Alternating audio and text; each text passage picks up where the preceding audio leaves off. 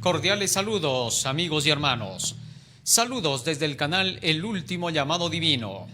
Hoy vamos a continuar con el estudio de las parábolas y enseñanzas de nuestro Señor Jesucristo.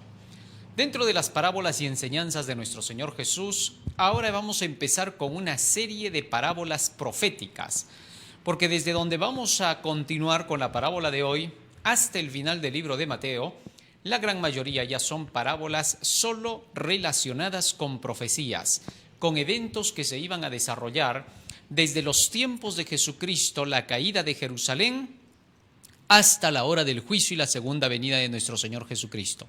Todo esto irá en un orden cronológico y correlativo entre parábola y parábola, ya que en los últimos momentos en que Jesús estaba en la tierra y que estaba dando sus últimas enseñanzas, estas estarían relacionadas solo con cuestiones proféticas. Muy bien, así que para entender la profecía, la parábola de hoy, vamos a ponernos de rodillas para orar.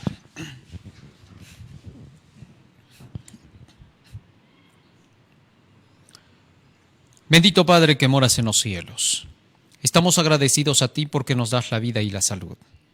Y humildemente te rogamos, Padre Santo, que tu presencia esté con nosotros para entender tu santa palabra. A la vez que, Señor, te rogamos que tu bendición esté sobre tu pueblo, sobre cada uno de tus hijos, y que protejas, Señor, del mal a quienes buscan hacer tu voluntad. En tus manos, Señor, encomendamos a tu pueblo. En el nombre de Jesús. Amén. Amén, Señor.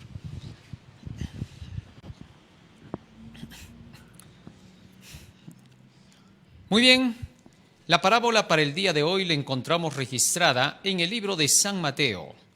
Libro de San Mateo, capítulo 21, versículo 33. Allí se habla acerca de la parábola de los labradores malvados. ¿Por qué Jesús presentó esta parábola? Primero leamos la parábola y luego vamos a ver cuál fue la razón por la que Jesús estuvo hablando acerca de este punto. Nos dice así el texto bíblico, Mateo 21, 33 al 46. Oíd otra parábola. Hubo un hombre padre de familia, el cual plantó una viña, la cercó de vallado, cavó en ella un lagar, edificó una torre y la arrendó a unos labradores y se fue lejos. Fíjense lo que dice allí el Señor. Hubo un hombre padre de familia, el cual plantó una viña y la cercó con un muro. Un vallado es un muro. Y cavó en ella un lagar, es decir, un estanque, un lugar en el cual se pisan las uvas para poder sacar el vino. Y edificó una torre y la arrendó a unos labradores y se fue lejos. Y cuando se acercó el tiempo de los frutos, envió sus siervos a los labradores para que recibiesen sus frutos. Mas los labradores, tomando a los siervos, a uno golpearon, a otro mataron y a otro apedrearon. Así que entonces, según la parábola, un hombre, padre de familia, había levantado una viña y en esa viña había puesto a unos labradores para que éstos labrasen y trabajasen la tierra y que al tiempo, cuando él regresara, pudiera venir a recoger sus frutos. Así que cuando llegó el tiempo en que se tenían que recoger los frutos, envió a sus mensajeros para que éstos pudieran recoger los frutos. Pero el resultado fue algo tremendo. ¿Qué ocurrió? Que a estos siervos a quien mandó, dice que a unos golpearon, a otros mataron y a otros apedrearon. ¿Qué más? Verso 36. Envió de nuevo otros siervos, más que los primeros, e hicieron con ellos de la misma manera. Finalmente les envió su hijo diciendo: tendrán respeto a mi hijo. Mas los labradores, cuando vieron al hijo, dijeron entre sí: este es el heredero. Venid, matémosle y apoderémonos de su heredad. Y tomándole le echaron fuera de la viña y le mataron. Cuando venga pues el señor de la viña, ¿qué hará a aquellos labradores? Preguntó Jesús. Versículo 41. Le dijeron: a los malos destruirá sin misericordia y arrendará su viña a otros labradores que le paguen el fruto a su tiempo. Jesús les dijo: ¿nunca leísteis en las Escrituras? La piedra que desecharon los edificadores ha venido a ser cabeza del ángulo. El Señor ha hecho esto y es cosa maravillosa a nuestros ojos. Por tanto os digo que el reino de Dios será quitado de vosotros y será dado a gente que produzca los frutos de él. Muy bien, en esta parábola Jesús estaba mostrando prácticamente la historia judía y su futuro. ¿En qué terminaría? Ya Jesucristo estaba prácticamente terminando su ministerio después de 3 años y ya tenía que partir después de la crucifixión. Y por esa razón estaba declarando cuál había sido el resultado de sus 3 años de trabajo. Ya con la parábola anterior de la higuera que fue maldecida por Jesús, había dejado en claro Cristo que dicha nación había tenido su oportunidad 3 años. 3 años estaba, dice, viniendo el dueño para ver si aquella higuera producía frutos, según lo que estudiamos en el tema pasado. Y después de 3 años se dio la orden: córtala, échala porque ya no sirve. Ahora, Jesús estaba terminando esa obra de sus 3 años en medio de los seres humanos para poder lograr que esta higuera, que era Israel, produjera buenos frutos. Desgraciadamente, no se veía nada positivo. El Salvador había sido rechazado hasta entonces. Y aún vendría el último rechazo en el cual Jesucristo les diría lo que menciona el libro de San Mateo capítulo 23. San Mateo 23, 31 al 39, 37 al 39. Jerusalén, Jerusalén, que matas a los profetas y apedreas a los que te son enviados. ¿Cuántas veces quise juntar a tus hijos como la gallina junta sus polluelos debajo de sus alas y no quisiste? He aquí vuestra casa os es dejada desierta, porque os digo que desde ahora no me veréis hasta que digáis: bendito el que viene en el nombre del Señor. Sin duda, las palabras de Jesucristo que estaban siendo mencionadas aquí, declarando: vuestra casa os es dejada desierta, era una sentencia que Jesús estaba dando sobre esta ciudad que tanto amó.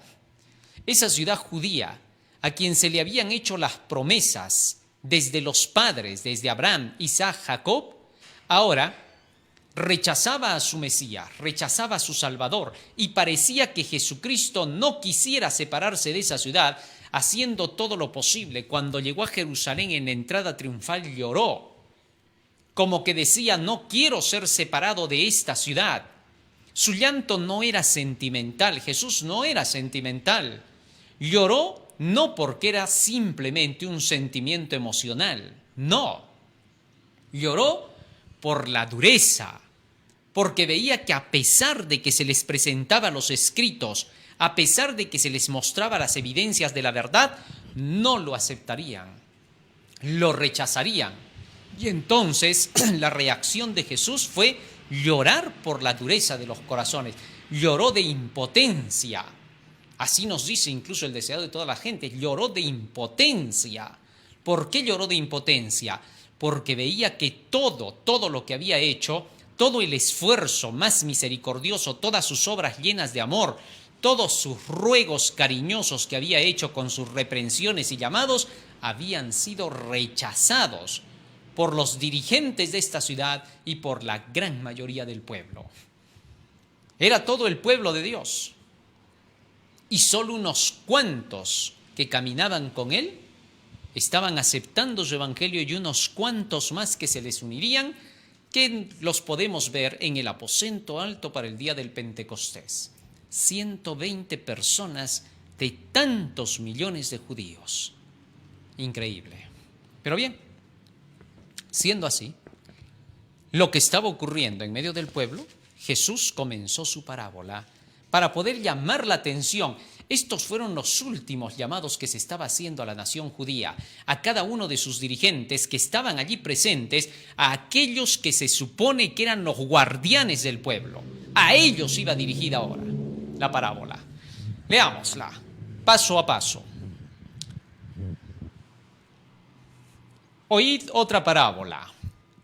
Hubo un hombre padre de familia, el cual plantó una viña y la cercó de vallado y cavó en ella un lagar y edificó una torre y la arrendó a unos labradores y se fue lejos. ¿Quién es este padre de familia? ¿A quién representa? Libro de Isaías capítulo 5. En el libro de Isaías capítulo 5 se nos habla acerca de la parábola de la viña y es paralela a la que Jesús estaba contando. Era lo mismo, solamente que ahora se los estaba presentando de acuerdo con ese profeta al cual ellos tenían en mucha estima. Y por esa razón lo utilizó a Isaías, porque ellos hablaban mucho de Isaías. En el libro de San Lucas capítulo 4 se puede ver, ¿no?, que el rollo que le pasaron a Jesús para que leyera fue el libro de Isaías. Capítulo 5 dice versículo 1. Ahora cantaré por mi amado. El cantar de mi amado a su viña. Tenía mi amado una viña en una ladera fértil. La había cercado y despedregado y plantado de vides escogidas. Había edificado en medio de ella una torre y hecho también en ella un lagar. Y esperaba que diese uvas y dio uvas silvestres. Ahora pues, vecinos de Jerusalén y varones de Judá, juzgad ahora entre mí y mi viña. ¿Qué más se podía hacer a mi viña que yo no haya hecho en ella? ¿Cómo esperando yo que diese uvas ha dado uvas silvestres? Os mostraré pues ahora lo que yo haré a mi viña. Le quitaré su vallado y será consumida. Aportillaré su cerca y será hollada. Haré que quede desierta. No será podada ni cavada. Y crecerán el cardo y los espinos y aún a las nubes mandaré que no derramen lluvia sobre ella. Ciertamente, la viña de Jehová de los ejércitos es la casa de Israel, y los hombres de Judá planta deliciosa suya. Esperaba juicio, y he aquí vileza, justicia, y he aquí clamor. ¿Quién dice que es el dueño de la viña? Jehová dice es el dueño de la viña. Y todas las plantas, todas las uvas de la viña representan al pueblo de Israel. Así que aquí estaba la respuesta ya. Cuando Jesús estaba presentando dicha parábola, estos doctores y maestros sabían y entendían a qué se estaba refiriendo con cada símbolo. Tal es así que entonces iban escuchando atentos lo que Jesús decía. Y luego continuó el Salvador. Seguimos leyendo el texto. Hubo un hombre padre de familia, Jehová de los ejércitos, el cual plantó una viña. Ya hemos descubierto que la viña es la casa del Señor, acabamos de leerlo. Y la cercó de vallado, es decir, le puso murallas. ¿A qué cosa representan estas murallas? ¿Qué nos dice la palabra del Señor sobre estas murallas? La Biblia nos presenta cómo es que Dios cercó a su pueblo y lo cercó con el conocimiento de la verdad. Con dicho conocimiento hizo que este vallado fuese la protección para la iglesia del Señor. Ezequiel capítulo 13, versículos 5, 22, 28 al 30. Dice así: no habéis subido a las brechas, ni habéis edificado un muro alrededor de la casa de Israel, para que resista firme en la batalla en el día de Jehová. Fíjense cómo Dios estaba reclamando en este capítulo a los profetas del tiempo de Ezequiel, y les dijo: ustedes no habéis edificado un muro alrededor de la casa de Jehová. Ustedes no cumplieron con edificar un muro para proteger a la casa de Jehová. ¿A qué se estaba refiriendo con todo esto el Señor? Vamos a leer un poco más de Ezequiel capítulo 13 para que podamos nosotros comprender de qué se trata todo esto. Escucha lo que dice desde el versículo 1. Vino a mí palabra de Jehová diciendo: hijo de hombre, profetiza contra los profetas de Israel que profetizan, y di a los que profetizan de su propio corazón: oíd palabra de Jehová. Así ha dicho Jehová el Señor. ¿Qué cosa es profetizar de su propio corazón? Era hablar lo que ellos imaginaban, filosofaban, interpretaban o creían, pero no la palabra del Señor. Por eso el Señor les dice: diles a esos profetas, a esos pastores, a esos mensajeros, a esos que se supone que traen la palabra de Jehová, diles, ustedes que profetizan de su propio corazón, ¿qué cosa? Así ha dicho Jehová el Señor, ay de los profetas insensatos que andan en pos de su propio espíritu y nada han visto. Es decir, no hablaban de lo que el Señor había mostrado a través de las profecías, visiones y sueños.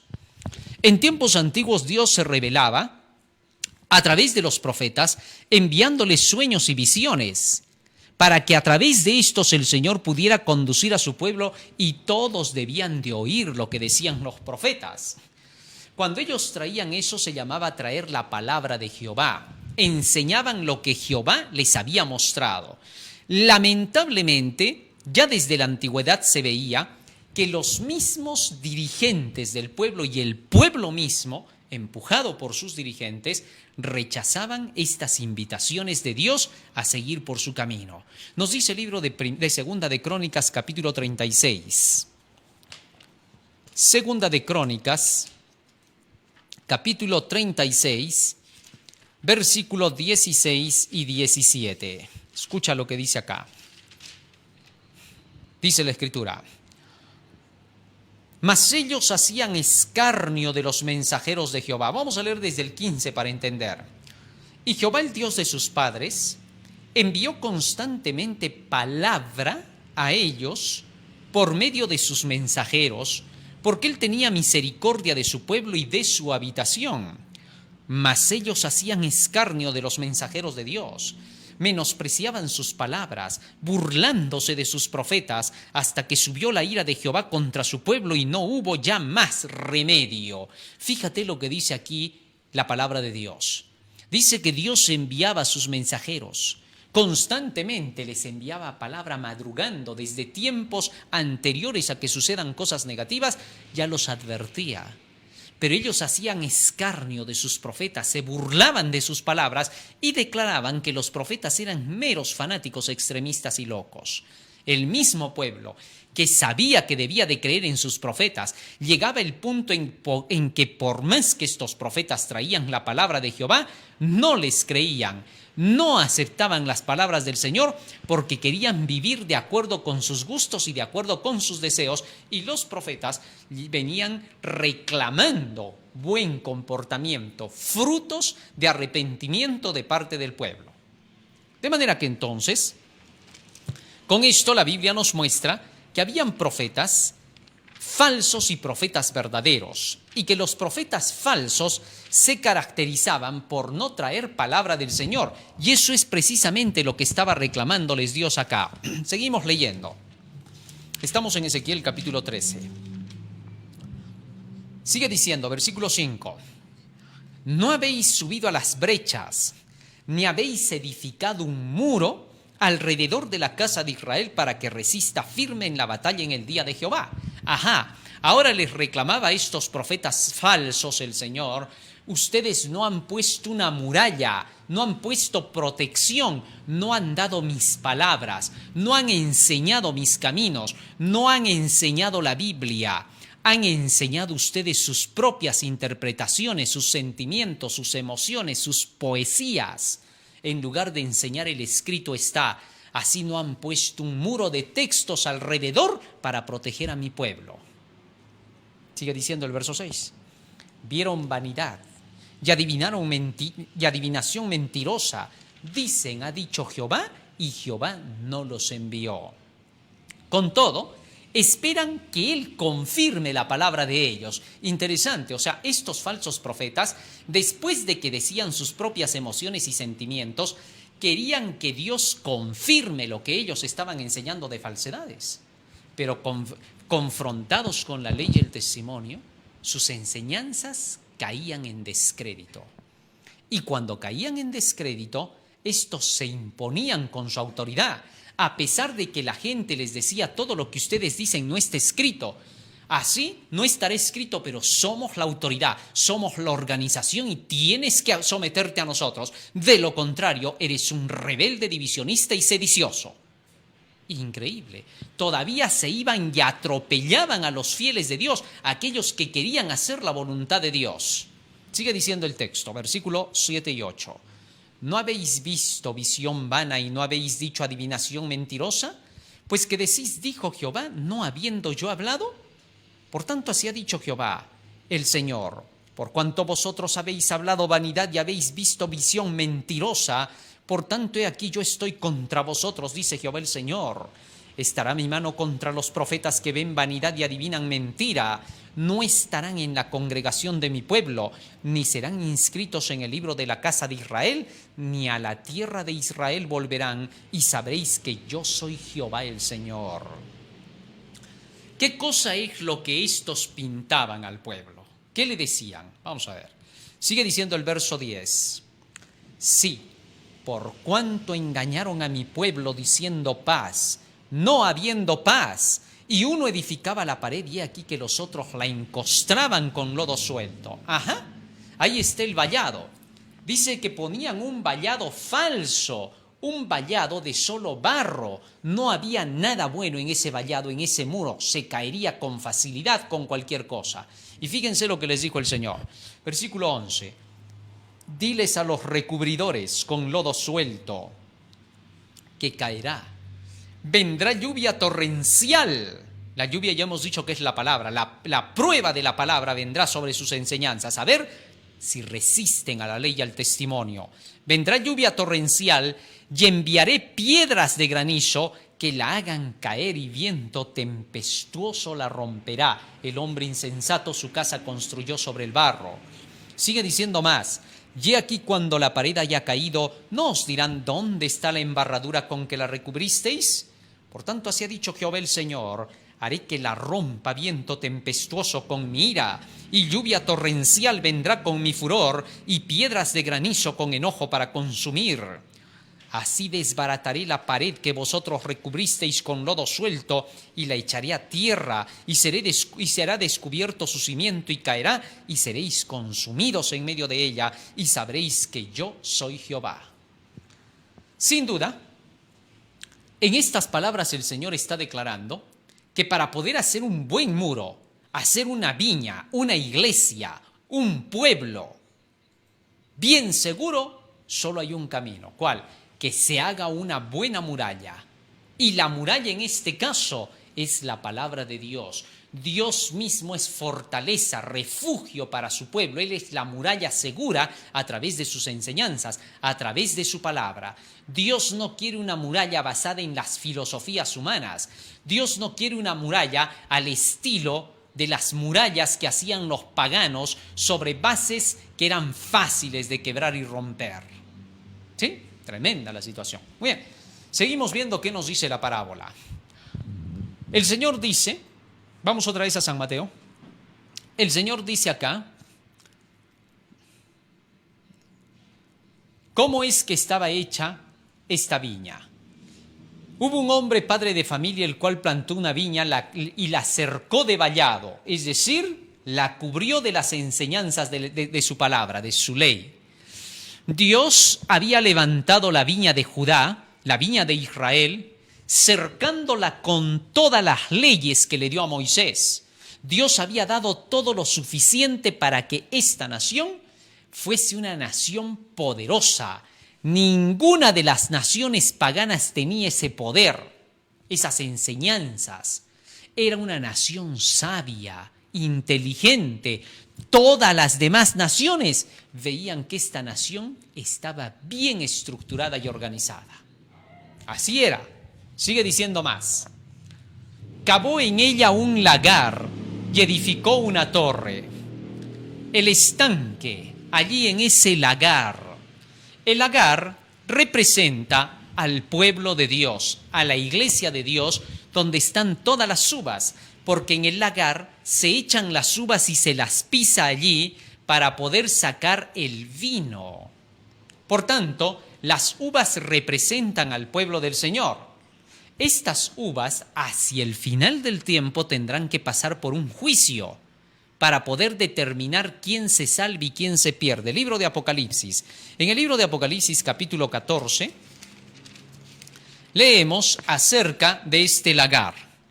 Se nos dice, Apocalipsis capítulo 14, versículo 14, miré, está hablando acerca de la segunda venida de Cristo, después de que se acabe el mensaje de los 3 ángeles. Apocalipsis 14, 6 y 7 dice así: vi volar por en medio del cielo a otro ángel que tenía el evangelio eterno para predicarlo a los moradores de la tierra, a toda nación, tribu, lengua y pueblo, diciendo a gran voz: temed a Dios y dadle gloria, porque la hora de su juicio ha llegado, y adorad a aquel que hizo el cielo, la tierra, el mar y las fuentes de las aguas. Fíjate lo que dice acá. Está hablando del mensaje del evangelio eterno que anuncia la hora del juicio. Y después de que se anuncia la hora del juicio, nos dice el versículo 14 que viene la segunda venida.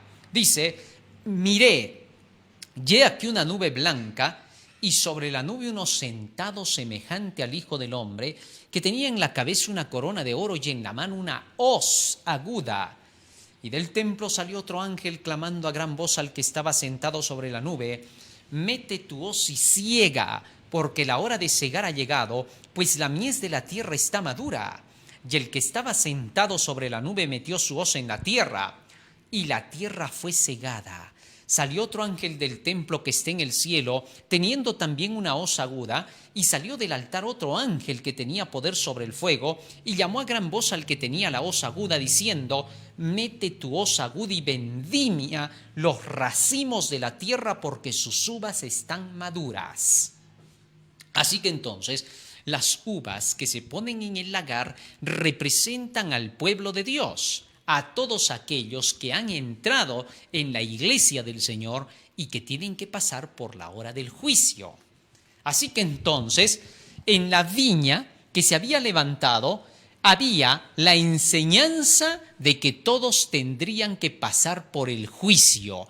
Y había llegado el momento en que Jesús estaba presentando esta parábola para mostrar que la nación judía había entrado en juicio frente a Dios y que se tenía que decidir el caso de esta nación judía. Muy bien, pero eso no es todo. Continúa diciendo más.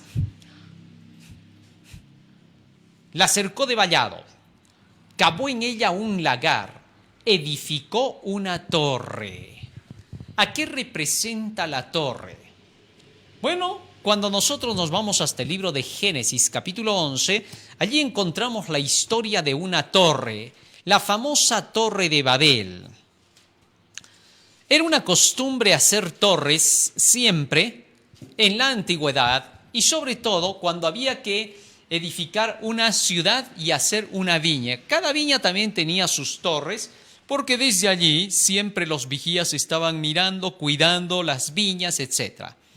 Ahora bien, aquí dice que se hizo una torre, Génesis 1, 11, 4 y 5. Dice la Escritura: y dijeron: vamos y edifiquémonos una ciudad y una torre, cuya cúspide llegue al cielo, y hagámonos un nombre por si fuéramos esparcidos sobre la faz de la tierra. Fíjense lo que dice: hagámonos una torre y pongámonos un nombre. ¿Por qué decían que se iban a hacer una torre con un nombre? En sí, pronto la torre se llamó la Torre de Babel. Ellos pensaban hacerla bajo un solo nombre, pero se llamó Babel porque Dios confundió las lenguas en ese lugar, de donde sale el término Babilonia después. Ahora bien, el nombre. ¿Qué cosa es el nombre en las Sagradas Escrituras? En una ocasión, en el libro de Éxodo, capítulo 33, Moisés le pidió a Dios ver su gloria. ¿Y qué pasó? Vamos a ver. Libro de Éxodo, capítulo 33, para descubrir qué es esta torre, ese nombre. Éxodo, capítulo 33. Éxodo, capítulo 33, versículo 18, dice la Escritura: Moisés entonces le dijo a Dios: te ruego que me muestres tu gloria.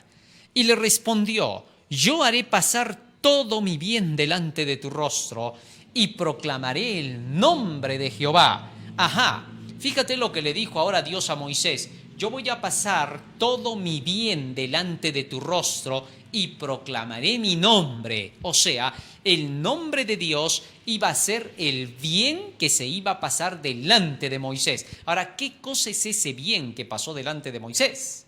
Vamos a ver. Libro de Romanos, capítulo 7, versículo 12. Perdón. Romanos, capítulo 7, versículo 12. Dice allí la Escritura: De manera que la ley a la verdad es buena, es santa, y el mandamiento santo, justo y bueno. ¿Qué cosa dice que es el bien de Dios, lo bueno de Dios? Su mandamiento, su santa ley. Por tanto, entonces, cuando aquí la Biblia dice que Jehová haría pasar todo su bien delante de Moisés proclamando su nombre, ese bien que pasaría delante de él era la repetición de su santa ley. Y cuando regresamos a Éxodo, leemos precisamente que eso fue lo que ocurrió. Éxodo capítulo 34, el momento que pasó Jehová. Versículo 5 al 7. Y Jehová descendió en la nube y estuvo allí con él proclamando el nombre de Jehová. Y pasando Jehová por delante de él proclamó: Jehová, Jehová, fuerte, misericordioso y piadoso, tardo para la ira y grande en misericordia y verdad. Acá Dios estaba mostrando todo su bien, su carácter santo, justo y misericordioso. Y como emblema de ese nombre, de ese bien que es su mandamiento, su ley, fíjate lo que le dio. Versículo 28 y 29. Y estuvo allí con Jehová 40 días y 40 noches. No comió pan ni bebió agua, y escribió en tablas las palabras del pacto, los 10 mandamientos. Ajá.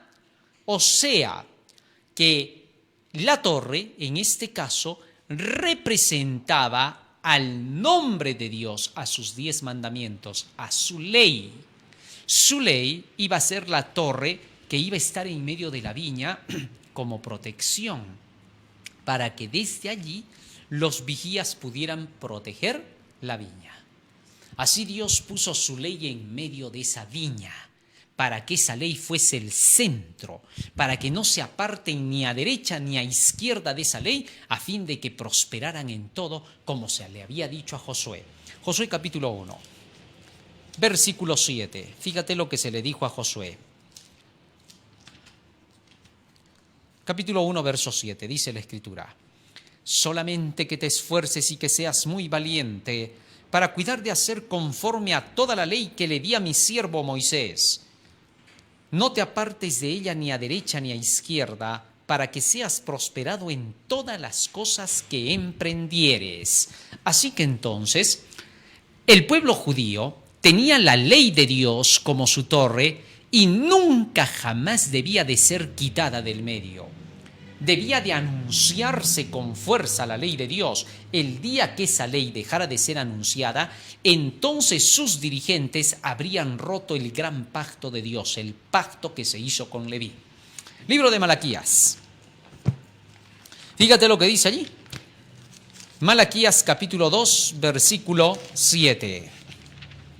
Dice la Escritura: porque los labios del sacerdote han de guardar la sabiduría, y de su boca el pueblo buscará la ley, porque mensajero es de Jehová de los ejércitos. Mas vosotros os habéis apartado del camino, habéis hecho tropezar a muchos en la ley, habéis corrompido el pacto de Leví, dice Jehová de los ejércitos. Así que entonces Dios reclamaba a sus dirigentes que estos habían dejado el pacto de Leví de lado y que por lo tanto entonces ahora habían violado aquello que Dios había declarado en favor de la tribu de Leví. Muy bien. Ahora, cuando el Señor declara, regresamos a la parábola, cuando el Señor declara aquí que se tenía una viña y que en la viña había un cerco de vallado, que era la palabra de Dios, y que se cavó un lagar y se edificó una torre, entonces era la viña del Señor con su ley y con su evangelio. Y habiéndola dejado así con sus uvas, la arrendó a unos labradores y se fue lejos. Ahora bien, estos labradores, ¿quiénes eran? ¿A quién representaban? La Biblia nos dice que los labradores eran los guardas. ¿Por qué se les dice así? Vamos a ver. Isaías 21, 11 y 12. Profecías sobre Duma. Me dan voces de Seir, guarda. ¿Qué de la noche? Guarda, ¿qué de la noche? El guarda respondió: la mañana viene y después la noche. Preguntad si queréis, preguntad, volved, venid. Al guarda que se le estaba preguntando era el vigía, el que debía de estar atento, el atalaya dentro del pueblo del Señor, aquel a quien Dios le da el mensaje para que lo comunique al pueblo. Por tanto, estos labradores representaban a los dirigentes del pueblo. Así que, cuando Jesús estaba dando la parábola, se estaba refiriendo a los fariseos, a los saduceos, a los doctores de la ley, a todos esos que se supone que eran los maestros de la ley en el pueblo de Israel. Y entonces les dijo, el Señor les dejó su viña. ¿Desde qué tiempo les dejó su viña? Desde los tiempos de Moisés, ya el Señor había formado un pueblo, que era el pueblo de Israel. Y el Señor en ese tiempo se comunicaba directo con Moisés. Bajó hasta el santuario, habitaba allí el Señor, caminaba con ellos y desde la nube se comunicaba a través de Jesucristo.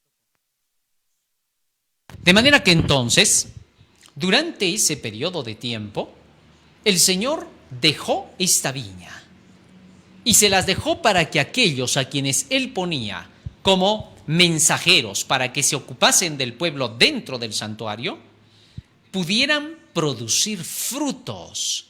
Todo estaba la torre, que era la ley, estaba el vallado, que era la palabra, estaba el lagar donde tenían que entrar las uvas para poder ser productoras del vino. Todo estaba. Dios les había puesto todo, el padre de familia, el dueño, había puesto todo, Jehová de los ejércitos.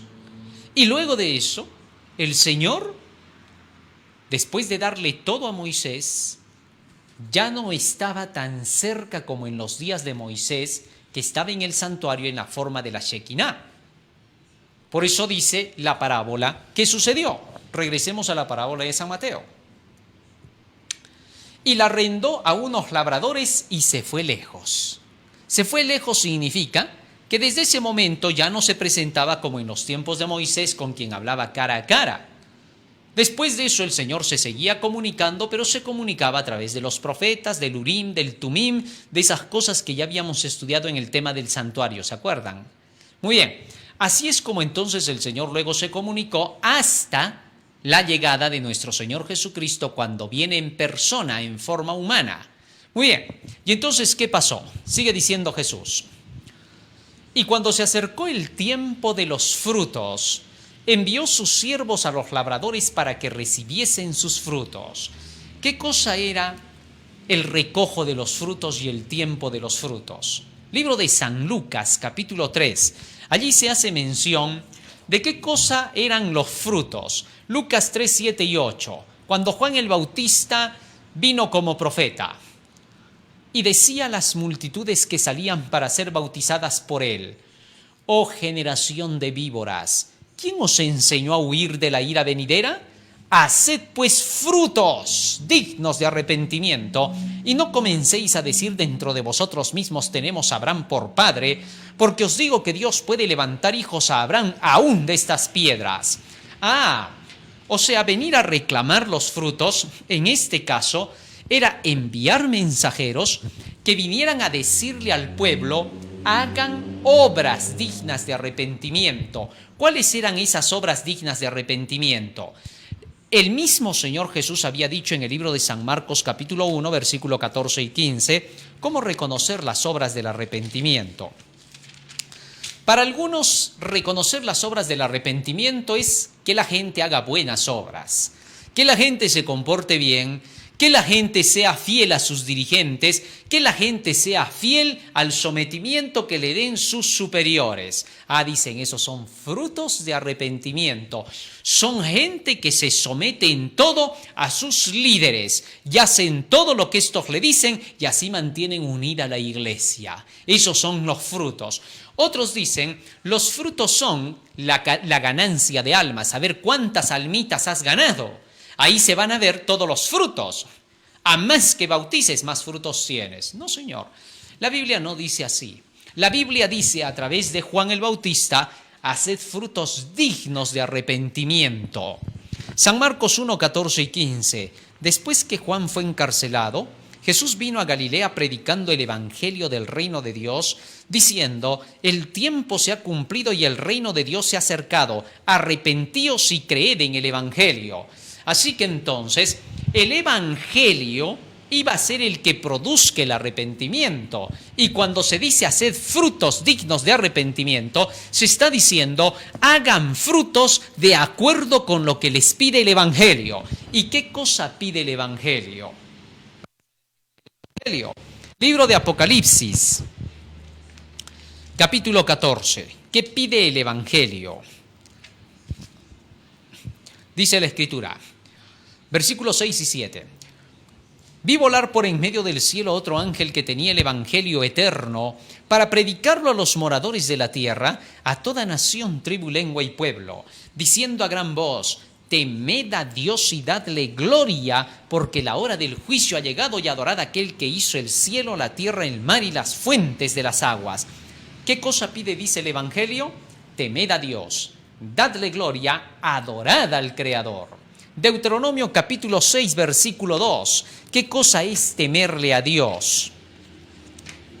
Deuteronomio capítulo 6, versículo 2 dice la Escritura: para que temas a Jehová tu Dios, guardando todos los días todos sus estatutos, sus mandamientos que yo te mando hoy.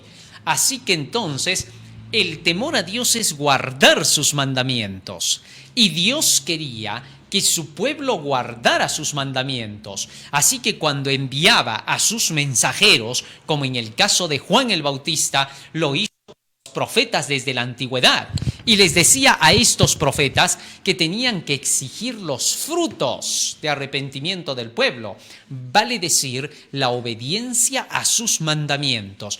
Dios solamente le llama fruto cuando tú obedeces sus mandamientos, no cuando haces lo que tú llamas buenas obras.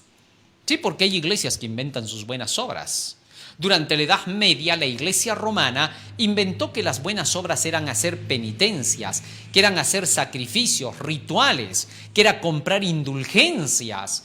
A todo eso se le llamaban las buenas obras. Pronto, esta iglesia comenzó a limitarse a realizar sus llamadas buenas obras, según ellos, regalando comida al hambriento, vistiendo al desnudo, acordándose del encarcelado, pensando que por tan solo hacer esas acciones ya estaban haciendo buenas obras. No, eso solo era un punto de lo que Dios estaba pidiendo. Dios no ha pedido que tú hagas simplemente buenas obras.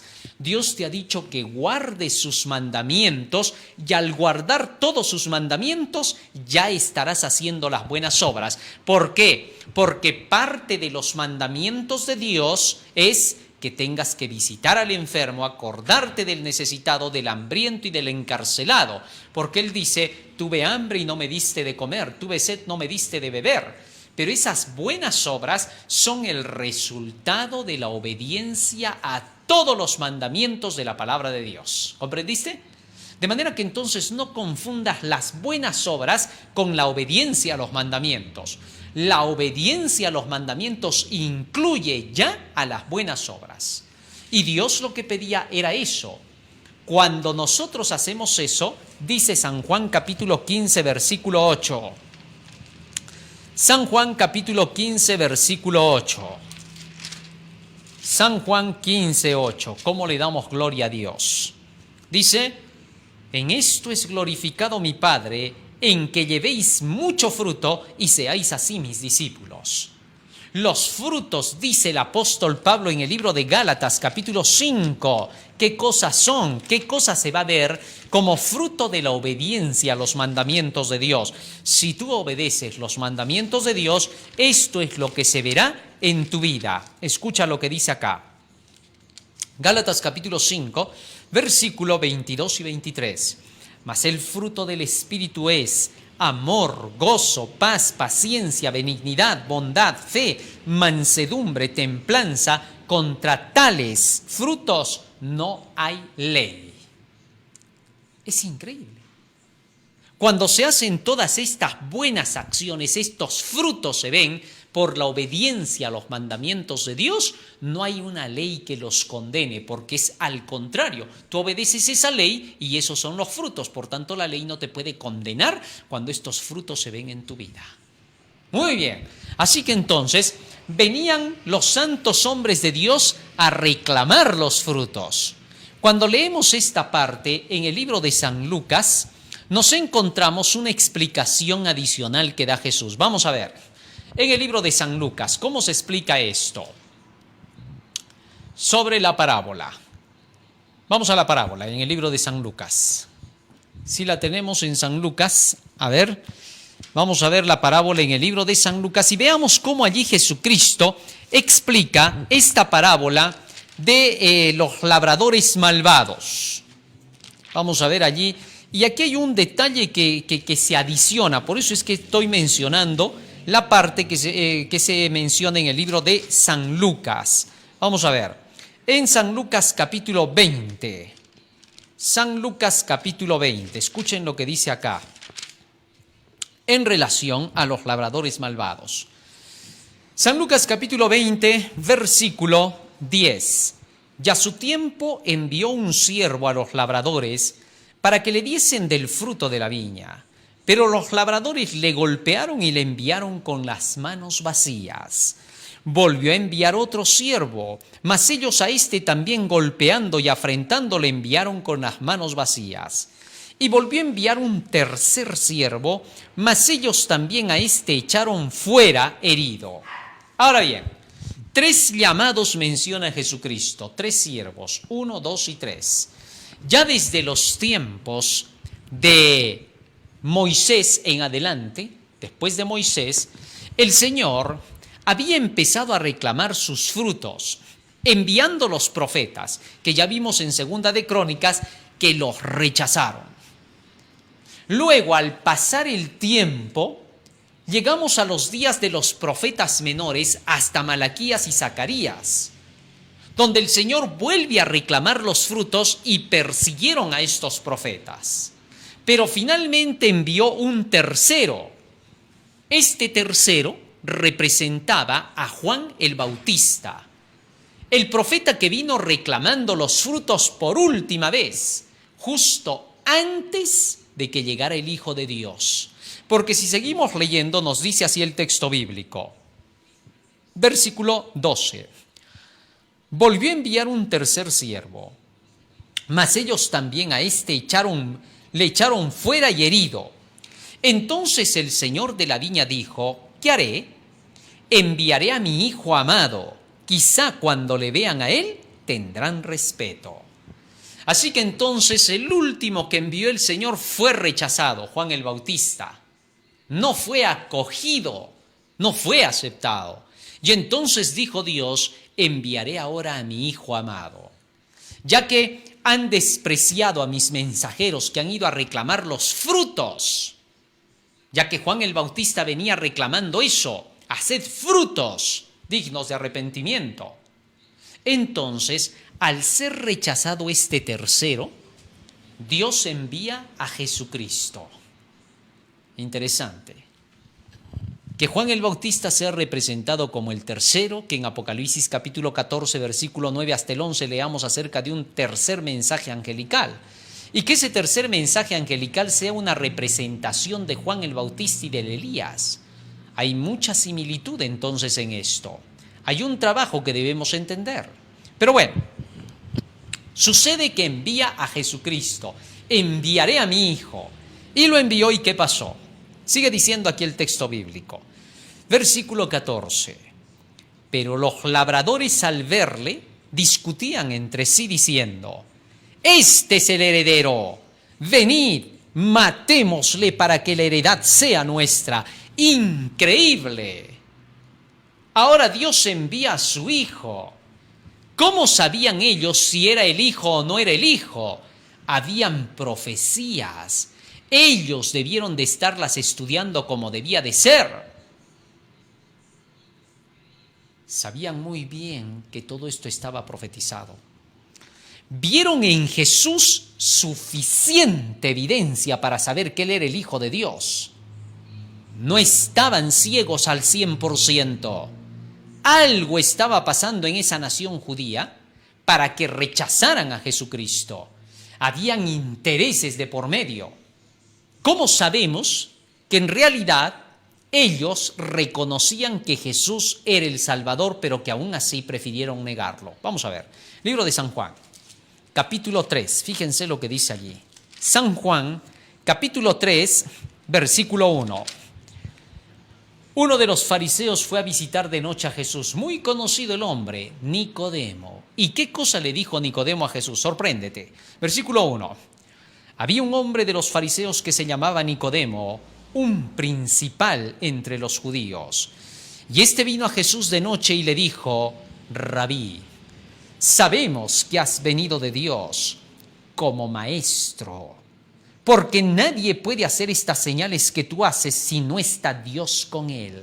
Ajá. Estaban conscientes de que Jesús tenía la verdad. Sabían que Jesús venía de Dios. Sabían que venía como maestro. Maestro significa como alguien que estaba enseñando correctamente las Escrituras, que les estaba diciendo lo que era la verdad. Estaban conscientes. Su envidia, su cólera, sus intereses personales hicieron que rechazasen a Jesús. Muchos de estos decían: ¿por qué tiene que ser él? ¿Por qué necesariamente él? ¿Por qué no otros? ¿Por qué no viene otro hijo de sacerdote mejor a enseñarnos? ¿Por qué no viene el hijo de un rey? ¿Por qué no es el hijo de Herodes? Querían a su antojo las cosas, no como Dios las disponía. Les daba cólera que Jesús tuviera que ser precisamente ese a quien Dios había enviado. En todos los tiempos ha sido igual. ¿Por qué precisamente Pablo? ¿Por qué precisamente Lutero? ¿Por qué precisamente Miller? ¿Por qué precisamente los White? Hasta el día de hoy siempre es la misma guerra. ¿Por qué no otros? ¿Por qué precisamente estos tienen que llevar el tercer ángel al final del tiempo? ¿Quién querías que fuera? ¿Tú? ¿Tu vecino? ¿Tu papá? ¿Tu mamá? ¿Tu hermano? ¿Tu hijo? ¿El pastor de tu iglesia? ¿El director de jóvenes de tu iglesia? ¿Por qué? Cuando Dios te entrega la palabra y tú comienzas a estudiarla, y este es un llamado a todo el pueblo de Dios para que despertemos a la realidad, a que Dios quiere utilizarnos, pero nosotros tenemos un trabajo que hacer. Llénate de las palabras del Señor. ¿Qué cosa vas a ir a enseñar lo que no conoces? ¿Qué vas a dar de lo que no sabes? Fíjate lo que le dijo Jesús a Nicodemo cuando Nicodemo vino diciéndole eso a Jesús. De hecho, esas palabras eran para discutir con Jesús. Él no estaba viniendo de buena gana esa noche. No, él venía para discutir con Jesús, para ponerlo en su lugar según él y para ubicarlo y someterlo. Y sin embargo, Jesucristo, en lugar de entrar en discusiones con él, porque iba a hacer perder el tiempo, ya que Nicodemo no defendía el escrito está, sino defendía las tradiciones de los ancianos, lo que ellos se habían impuesto y sus filosofías. Y entonces Jesús, fíjate lo que le dijo, San Juan capítulo 3, verso 11. De cierto te digo, que lo que sabemos, eso hablamos. Lo que hemos visto, eso testificamos. ¿Por qué le dijo eso Jesús? Porque Nicodemo no estaba hablando lo que él había leído, estaba hablando lo que sus superiores le habían enseñado. Era un hombre que no tenía cerebro por sí mismo, era dependiente de sus superiores. Y por eso Jesús le dijo: no, tú no has nacido del Espíritu, tú no has nacido de la verdad. El que no nace del agua y del Espíritu no puede ver el reino de Dios. Las palabras que yo os he hablado son espíritu y son vida. San Juan 6:63. Nicodemo, tú no has nacido del Espíritu. Tú no vienes a defender el escrito. Tú me vienes a discutir de acuerdo con tus ideales de tus superiores. Eres pura tradición. Tienes que nacer otra vez. Lo que es nacido de la carne, lo que es nacido de las enseñanzas de tus superiores, carne es. Lo que es nacido del Espíritu, de lo que enseña Dios, Espíritu es. Así que necesitas volver a nacer. Yo no voy a discutir contigo, pierdo mi tiempo. ¿Sabes por qué? Porque tú vas a defender tus ideas, tú vas a defender tu profesión, tú vas a defender tus cartones, tú no vas a defender el escrito está. Y cuando yo te muestre un escrito está, cuando yo te diga, mira lo que dice acá, mira lo que dice acá, inmediatamente tú lo vas a echar a perder porque tú vas a decir, momentito, tú me estás mostrando un texto, me estás mostrando otro que armonizan, pero ¿sabes qué? En la teología me han dicho que esto era para el Antiguo Testamento y que esto era para el Nuevo, y que en el Antiguo Testamento significa una cosa y en el Nuevo otra. Así que Nicodemo, pierdes tu tiempo conmigo, no voy a hablar contigo. Lo que tú necesitas es, vuelve a nacer. Cuando tú estudies la Biblia, cuando tú leas a los profetas, cuando tú vivas de cada enseñanza de la palabra de Dios, cuando tú tengas la sabiduría infinita del cielo, entonces hablamos. Pero así como vienes con el conocimiento solo de tus superiores, vamos a perder el tiempo contigo. No vamos a hablar. Interesante. Nicodemo se dio cuenta y este hombre se humilló. Pero vamos al hecho de cómo estos dirigentes sabían que Jesús tenía la verdad. Pruebas sabían de que era el Hijo. Y a pesar de que sabían eso, a pesar de que estaban conscientes, de inmediato dijeron, este es el heredero. Venid, matémosle. Y nos quedamos con la viña. Esto es increíble. Mataron al Hijo de Dios. Mataron al dueño de la viña como si nada. Y creyeron que estaban en el sitial correcto. Entonces, el mismo sumo sacerdote cuando iban a matar a Jesús dijo, ¿no sabéis que es mejor que uno muera y no que toda la nación se pierda? Este solo veía sus intereses, a él no le importaba el pueblo. Él solo quería tener la nación que les proporcionaba dinero para el bolsillo. Eso era lo que pasaba. Cuando se rechaza el evangelio, en este caso del tercer ángel, tenlo por seguro que hay intereses económicos detrás de aquellos que rechazan esta proclamación del tercer ángel y tratan de hacer creer más bien que los que llevan el tercer ángel son los que quieren agarrarse la viña. Es increíble cuando los que llevan el tercer ángel son los representantes de la viña, a quien Dios envía, ¿para qué? Para que llamen la atención y entreguen los frutos. Por eso se predica. Se supone que por años los dirigentes en la iglesia deberían de haber estado educando al pueblo en estos mensajes de los tres ángeles, para que cuando llegaran los mensajeros del Señor para dar el fuerte pregón, solamente tengan que despertar a las iglesias y decir, muy bien hermanos, con todo el conocimiento que tenemos de los tres ángeles, vamos a predicar. Esta es la forma del fuerte pregón, pero no han querido. Es increíble cómo se cumplen las cosas similares en cada tiempo. Pero Jesús terminó diciendo así en la parábola. Regresamos a San Mateo capítulo 20. ¿Qué fue lo que pasó finalmente? San Mateo capítulo 20. Continuamos leyendo. 21. No, estamos mal. San Mateo capítulo 20, ahí está. Capítulo 21, perdón, versículo 35. Mas los labradores, tomando a los siervos, a uno golpearon, a otro mataron y a otro apedrearon. Verso 36. Sigue diciendo. Envió de nuevo otros siervos más que los primeros se hicieron con ellos de la misma manera. Versículo 37. Finalmente les envió su hijo diciendo, tendrán respeto a mi hijo. Versículo 38. Mas los labradores cuando vieron al hijo dijeron entre sí, este es el heredero, venid matémosle y apoderémonos de su heredad. Y tomándole le echaron fuera de la viña y le mataron, porque mataron a Jesucristo fuera de Jerusalén. Sigue diciendo, verso 40. Y ahora viene lo crucial. Aquí viene lo crucial. Vamos, ¿qué pasó con el versículo 40? Cuando venga pues el Señor de la viña, preguntó Jesús, ¿Qué hará aquellos labradores? Interesante. Cuando venga el dueño de la viña, porque Jesús ahora viene por segunda vez. Cuando venga pues el Señor de la viña, ¿qué hará aquellos labradores? Ahora fíjense cómo se dieron la sentencia los propios maestros de la ley.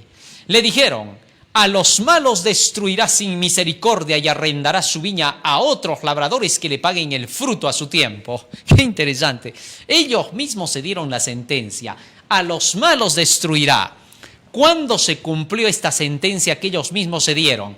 En el año 70 después de Cristo, destruyeron la ciudad de Jerusalén. Quedó destruida por completo hasta no quedar piedra sobre piedra del templo de Jerusalén en los días de Tito Romano. Se cumplió. ¿Y entonces qué sucedió?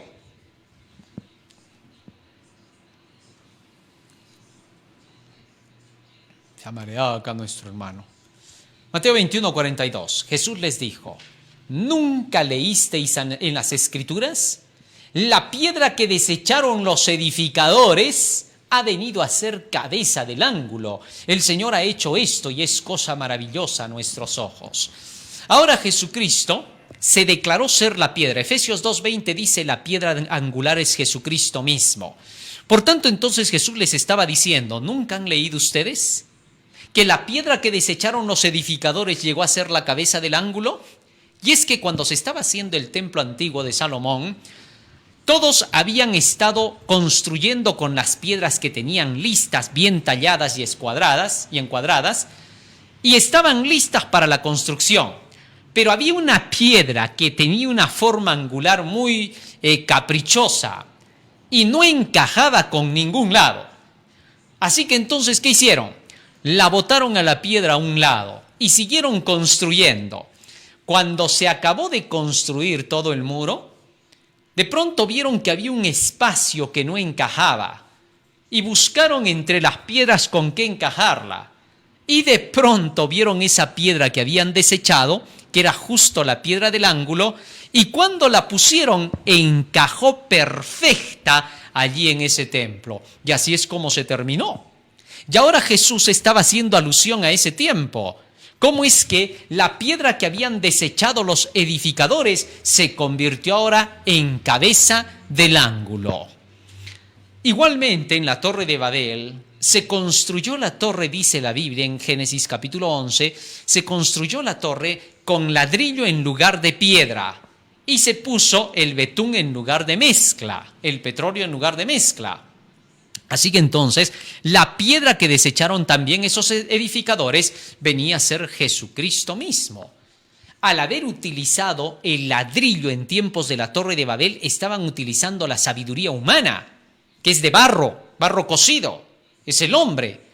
Y desecharon la piedra, que es la sabiduría de Dios, su palabra, su ley, porque así lo dice el apóstol Pedro. Primera de Pedro, capítulo 2, fíjate lo que dice allí.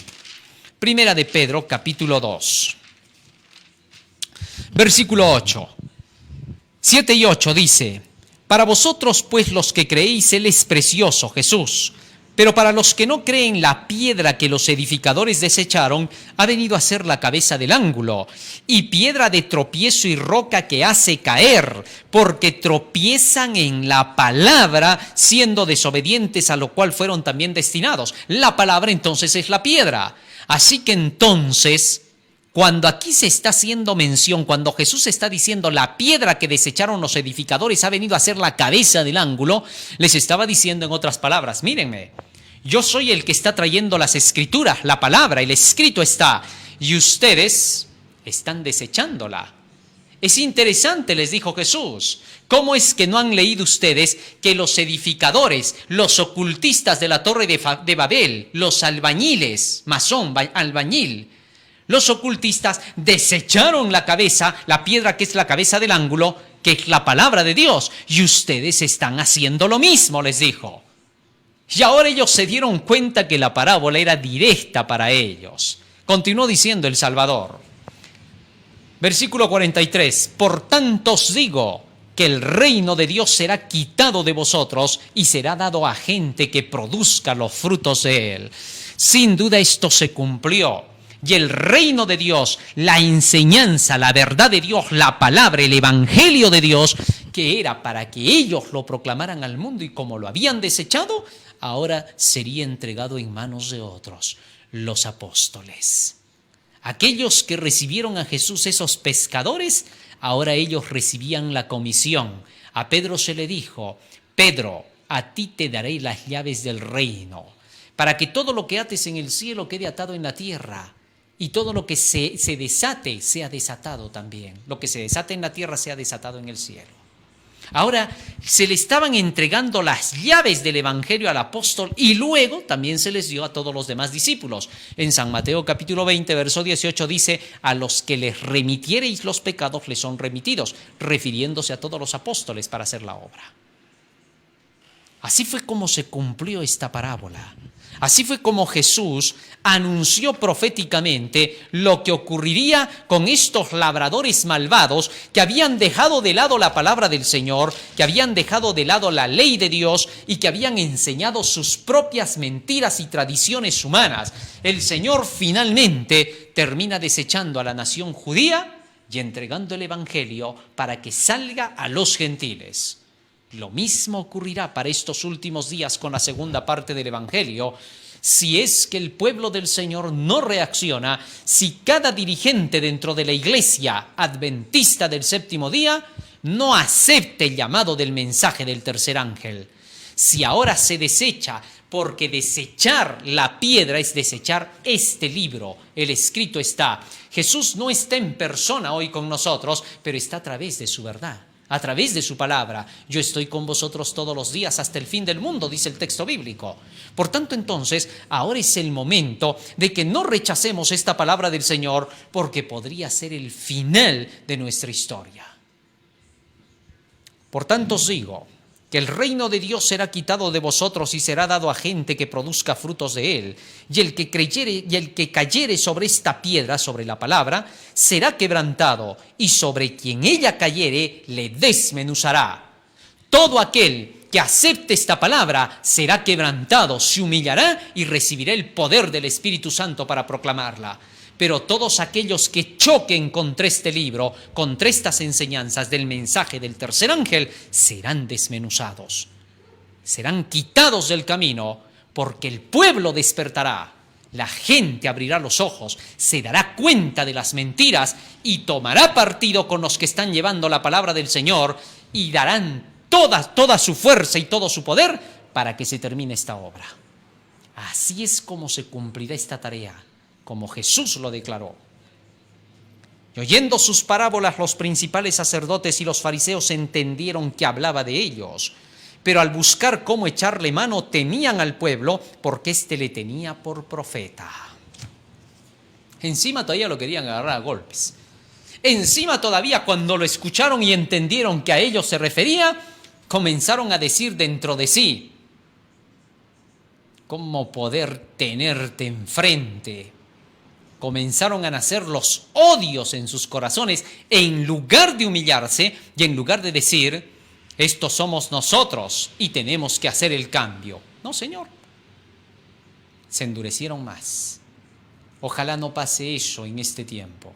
Que Dios quiera que nuestros corazones se ablanden para hacer las cosas correctas. Vamos a pedirle a Jesús que Él nos ayude. Nos vamos a poner de rodillas y le vamos a pedir que nos ayude para tener los corazones dóciles a su verdad, que entendamos lo que dice el escrito está y que en lugar de estar poniendo pretextos y tantas mentiras de declarar, está fuera de la organización, no es parte de la iglesia, ya te has acostumbrado a ese tipo de maldades y majaderías de andar diciendo: esos que están predicando el tercer ángel están fuera de la organización, no les crean, son unos tales por cuales. Hay una serie, hay un grupito de ahí de gentes que están bajo la hipocresía de sus corazones, que se han corrompido y que andan enviando todo tipo de ataques y mensajes a través de videos que se han trucado. Es increíble que tengamos que estar haciendo mención de cosas tan degradantes y denigrantes como esas, donde se declaran mentiras, estafas, errores y engaños. Ese grupo de personas que no quieren aceptar a Jesús, que no quieren que la piedra los quebrante, serán desmenuzados, dice la palabra del Señor. es tarde en la historia. Han tenido tiempo, se han burlado de la misericordia de Dios, muchos de ellos, algunos de ellos se han arrepentido, pero otro tanto se han burlado. No han querido aceptar, han pensado que esto puede seguir y hasta todavía se han llenado en la mente y el corazón la maldad de decir, vamos a deshacer todo ese mensaje del tercer ángel. ¿Piensan pelear con Dios? Muy bien, entonces ha llegado la hora. Ahora le toca a Dios actuar. Hubo tiempo y así como Jesús dijo en una ocasión, vuestra casa os es dejada desierta, llega la hora en que se dice, Efraín es dado a los ídolos, déjalo ya. Se acabó. No hay más tiempo. Ahora, el Señor decide como lo hizo con aquellos de ese tiempo. El Señor actuará. Ya no tardará más. El tiempo no da para más. Ha llegado la hora de tomar decisiones. Que Dios quiera que las decisiones sean positivas y favorables, porque Dios va a manifestar quién manda y quién lleva el poder en medio de este mundo. Vamos a hacer una oración. Bondadoso Padre que moras en los cielos, estamos agradecidos a ti porque nos das, Señor, la oportunidad de haber escuchado tu santo mensaje. Y te rogamos, Padre Santo, que tu Espíritu pueda llegar a cada corazón de cada uno de tus hijos, para que, Señor, puedan despertar y prepararnos juntos para poder terminar esta obra, para cumplir tu misión, Señor, y salir con toda la luz y la potencia de tu Evangelio, para que el mundo conozca, Señor, que tienes un pueblo que te sirve. Bendice a tus hijos que con amor han abierto sus corazones a estas verdades que hemos venido estudiando cada día. Dales fuerza, Señor, dales gracia, para que cada uno de ellos puedan ser luces y testimonios con toda la verdad que tienen en sus corazones. Y a su vez también, Señor, te pedimos que pongas freno a la maldad de los enemigos y que tú, Señor, pongas fin a su obra, para que tu nombre pueda ser exaltado y tu luz de la gloria pueda ser reconocida en todas las naciones. En tus manos nos encomendamos, por los méritos de Jesús, tu Hijo amado. Amén. Amén, Señor. Muy bien, querido hermano, hoy hemos aprendido un tema más. Hemos descubierto una parábola que a la vez es una profecía. En las próximas parábolas vamos a seguir descubriendo más profecías. Sin duda, es una maravilla poder estudiar así la palabra del Señor. No te olvides, comparte este mensaje. Estamos en Face, estamos en Twitter, estamos en YouTube, a través del canal El Último Llamado Divino, a través del hashtag del Último Llamado Divino y el departamento de publicaciones del Tercer Ángel del Último Llamado Divino. Estamos también a través de la Asociación de Universitarios Adventistas AUA, a través del canal El Último Llamado Divino. Estamos también a través del magazine de Buena Fuente con las profecías de Daniel y el Apocalipsis. Estamos en YouTube, 9:03 de la tarde con Daniel y el Apocalipsis. Estamos en Radio Líder a las 5 de la tarde, AM 1240, FM 987, parábolas y enseñanzas de nuestro Señor Jesucristo. Dios te bendiga, Dios te acompañe, querido hermano. Amén.